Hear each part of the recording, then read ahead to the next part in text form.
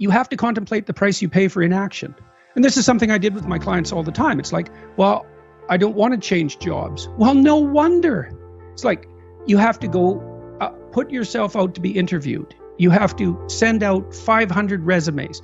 You have to be rejected 499 times. You have to polish your interview skills. You have to update your CV, which means you have to take a real look at the inadequacies in your preparation. And maybe you won't find a better job. It's like, no wonder you're afraid of that. Okay, you're in this job you hate and it's 10 years from now. How does that look? Think about that. You already know you're in a little hell. You know perfectly well it's going to get worse. Which is more frightening? Action or inaction? Well, the thing about inaction is you're blind to it, eh? So you can hide from it. Well, that's chapter 3 again. Do not hide things in the fog. Do not make the assumption that inaction has no price. And so then you think, I'm terrified of this, but I'm even more terrified of that. And, you know, people have asked me, for example, I suppose why I was willing or am willing to engage in the troublesome process of objecting when I think something isn't going well. Because I'm more afraid of the consequences of inappropriate silence. It's not that I'm brave. It's that I'm more terrified of the alternative. So I don't engage in the alternative. And I don't know, maybe I have a knack for that to some degree. Maybe it's a consequence of clinical training, but you know, I can walk into people's houses and look around and I think, okay, there's something up here. And I mean, people have that ability.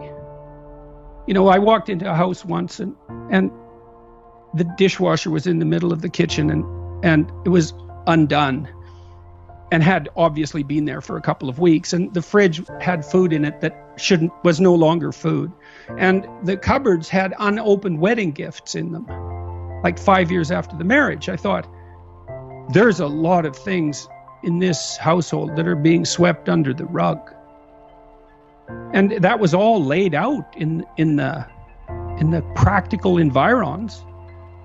It's like they hadn't negotiated who was responsible for cleaning the fridge. They hadn't even been able to open their wedding gifts. It's like something's rotten, deeply so. And so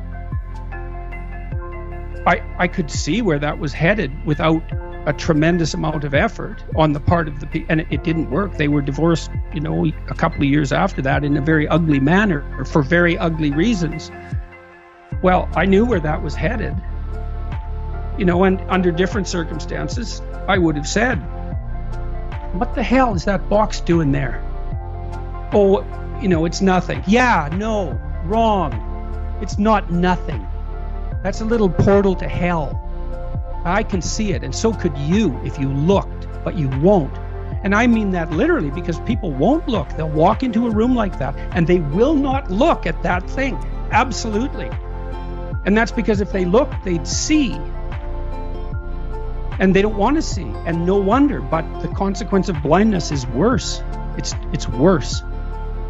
I mean, I have this, you know, my family would like some peace because I seem to be embroiled in one thing after another. And, you know, they have a point, but peace is very hard to obtain. And I can't be blind to what I see in the broader world around me. Not if I see it. If I see it, it's like, there it is. I'm going to say something. Some things bug you, and other things don't.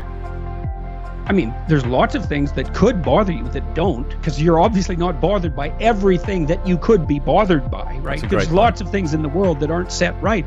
Some of them really bug you.